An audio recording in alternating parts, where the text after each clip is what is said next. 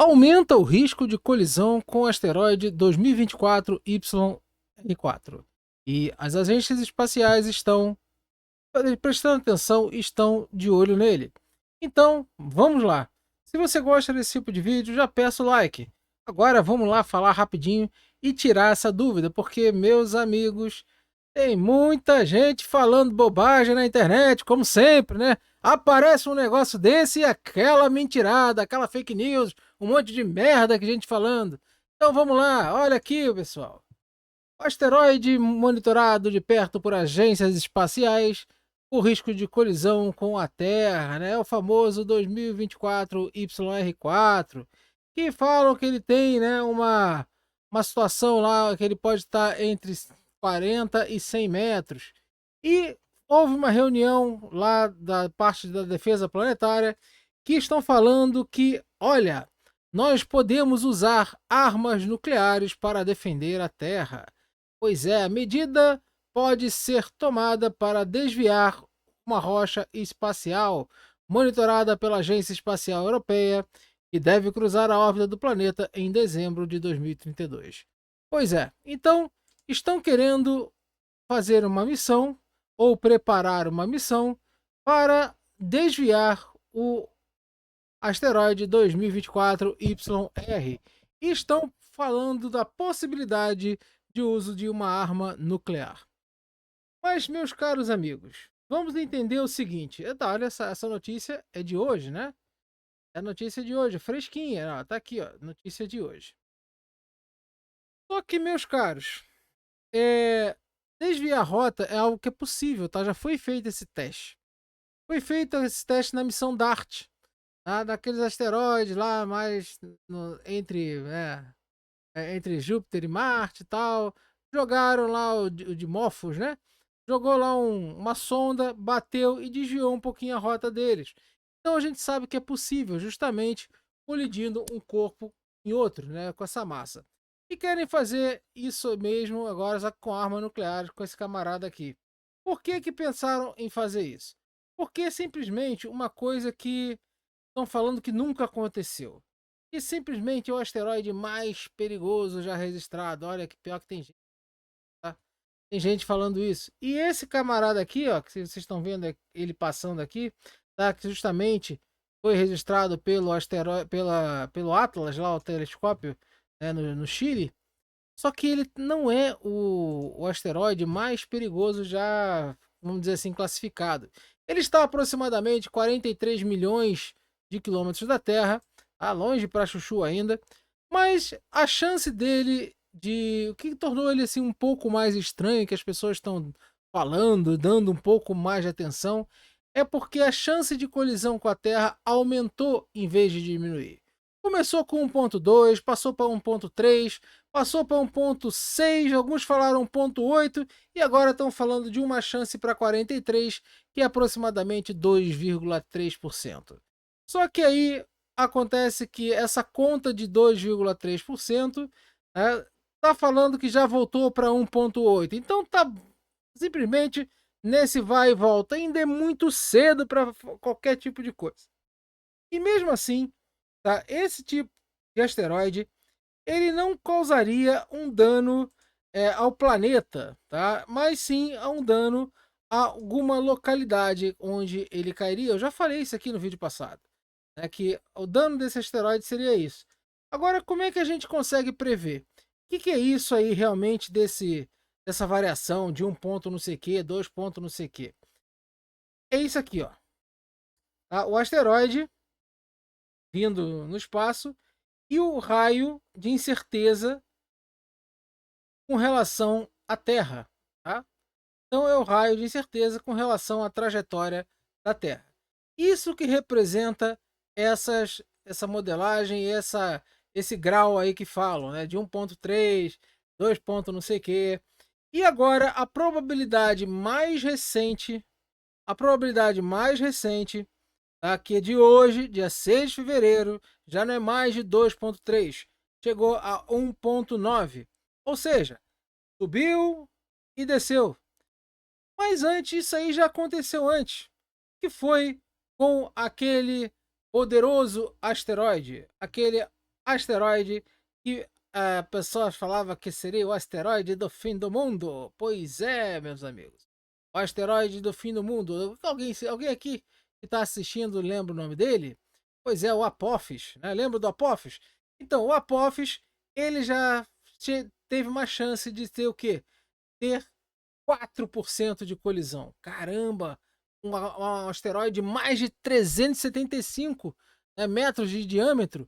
Simplesmente tinha uma chance, olha, pau de uma pancada, né, de 4%. Só que a probabilidade desse asteroide de colidir está aumentou, voltou, tal, e a estimativa, de impacto no dia 22 de janeiro era de 1,8. Depois passou para 1,3 e agora estão falando que voltou para 1,9. Então a NASA revisou os cálculos e jogou para 1,9, mas ainda tem gente que fala que está entre 1,9 e 2,3, ou seja, é uma incerteza para chuchu. Vamos falar outra coisa. É muita incerteza ainda. Então ainda tem que esperar, porque não adianta ficar nervoso, não adianta ficar com isso, porque o nível de classificação desse objeto ainda está nível 3 na classificação de Turing. Tá? Depois nós vamos voltar a essa classificação. O Apophis chegou a nível 4. Tá? O Apophis chegou a nível 4. O Apophis chegou a ter 4% e acabou depois descendo para 3% e depois viu que era 0% de chances de colisão com o nosso planeta. E aí acontece o seguinte: que querem usar uma arma nuclear, uma ogiva nuclear. Será que a ogiva nuclear seria algo totalmente eficiente contra o asteroide e tal? Nós sabemos que uma ogiva nuclear é algo muito poderoso, né, aqui no nosso planeta. E se a gente olhar, por exemplo, a quebra de energia de uma explosão nuclear, 85% dela, que é esses 35% aqui de energia termal, mais 50% da blast energy. E blast energy, vocês sabem o que seria essa blast energy? Blast nada mais é que aquela energia que é ligada à explosão, tá? Que é ligada à explosão, que vai transferir onda de choque relacionado à explosão. Então, 50%, ou seja, um rendimento de destruição de uma bomba seria aproximadamente 50%, já que energia termal seria aquela coisa assim de tacar fogo na atmosfera, né? 15% apenas de radiação nuclear, radiação gama tal, que seria bastante mortal, mas com relação a outras coisas. Aquela destruição mesmo seria a questão do blast. E aí, 85%, da energia da bomba nuclear, ela é produzida pela explosão de ar, né, que é em relação a choque, né, ou seja, explosão no ar, que é em relação ao choque, e energia térmica do calor. Tá? Que tudo isso tem a ver com a explosão. Os outros 15% são vários tipos de radiações nucleares, 5% radiação nuclear inicial, tal, e por aí vai. 10% final, energia total da fissão, por aí vai. Então, o rendimento dessa arma é uma medida da quantidade de energia de explosão que ela pode produzir. Como eu falei, que pode ser, né, o blast. Agora, um blast, um negócio desse aqui, ele é muito eficiente na atmosfera. Quando nós chegamos e fazemos isso no espaço, o espaço não tem atmosfera, não tem, né, para fazer aquela explosão. Então, essa explosão ela só seria eficiente em uma colisão direta com algum corpo. Se esse corpo for muito grande, essa explosão não faz nem cosquinha. Tá? Literalmente, é a mesma coisa como atirar com 38 em um trem de carga vindo em sua direção. Não ia fazer nada. Agora, um asteroide dessa magnitude, que é pequeno, né, de 40 a 100 metros, a estimativa é de metade, né, 55 a 50 metros de diâmetro, ele pode sim ter alguma eficiência, mas mais pela colisão, né, no caso da parte mecânica, do que a explosão em si. Tá? Mas somente uma colisão mecânica já seria suficiente, não precisaria jogar uma ogiva nuclear para lá. Qualquer acidente, né, de repente, na vida, podia liberar, né, um pouco de urânio na atmosfera, né, urânio, né, cai para hélio. Então, simplesmente poderia ter esse problema com uma ogiva nuclear. Mas, tirando isso, poderia sim ser eficiente mas pela transferência de energia mecânica. Tá? No caso, iria provocar um desvio. Então, o que, que é esse negócio de desvio, de tentar fazer a missão de chegar e literalmente dar uma pancada nesse asteroide e jogar ele para longe? O asteroide ele tem a sua, vamos dizer assim, seu vetor, posição e velocidade, ou seja, aquele vetor que define a sua trajetória. E se vamos dizer o seguinte, que esse vetor está diretamente ligado à Terra. Tá? Está diretamente ligado à Terra, ou seja, ele está em rota de colisão com a Terra. Aí nós mandamos uma sonda espacial, né, com uma certa velocidade x calculada, para fazer o quê? Para fazer com que essa sonda entre em colisão com o asteroide. A partir do momento que ela entra em colisão com o asteroide, ela transfere sua energia para o asteroide, sendo que o asteroide ele rotaciona em 3 direções. Então, até isso, nós temos que ser muito bem calculado para justamente dar uma posição, uma pancada certa, no ângulo certo, na velocidade certa, para que o asteroide desvie. Então meus caros, é difícil, professor Tiago, nossa, deve ser muito difícil e tal. Bom, não é uma coisa trivial, não é jogar uma sinuca, mas simplesmente você pode sim, desviando pelo menos uma posição da rotação do asteroide, você pode salvar o nosso planeta, principalmente a parte que ele vai na direção, né? Ou seja, que ele vai na direção e sentido da Terra. Vamos chamar aqui de eixo X, né? O eixo Y, o eixo Z que está saindo da tela, ele seria, né, totalmente diferente. Então teríamos que ter uma posição que alterasse, né, essa pancada aqui, tá? Ou seja, desviando, fazendo um vetor, uma força que alterasse essa daqui. Então essa pancada ela teria que fazer o que? Um novo vetor de posição, um novo vetor de deslocamento desse asteroide para que a trajetória, né, fizesse com que ele fosse para longe da Terra, ou seja, aí estaríamos salvos de uma colisão. E isso daí já foi comprovado que é possível fazer. Nós já fizemos isso lá com aqueles asteroides lá, o Dimorphos e tal, né? Deu uma pancada na sonda DART. E a missão DART, se não me engano, se não me falha a memória, foi em 2022 isso. Lançou em 2021 e colidiu em 2022, alguma coisa assim. E sim, foi mostrado que os dados mostraram que essa sonda conseguiu desviar alguns tantinhos, só milímetros da trajetória desse asteroide, mas que já era possível, por exemplo, a um longo prazo. Ou seja, você não precisa dar uma tirada de asteroide de rota muito grande por causa da distância. Então, quanto mais longe você colidir para poder tirar essa rota, para poder alterar essa rota, melhor vai ser o desvio com relação ao planeta. Mas isso aqui é 100% garantido? É 100% seguro? Não, não é 100% garantido, também não é 100% seguro.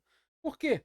Porque simplesmente 2032, de repente, olha, não, tem chance, olha, esse asteroide vai bater na Terra, vai cair, vai dar um problema local, claro, né? Porque é um asteroide pequeno.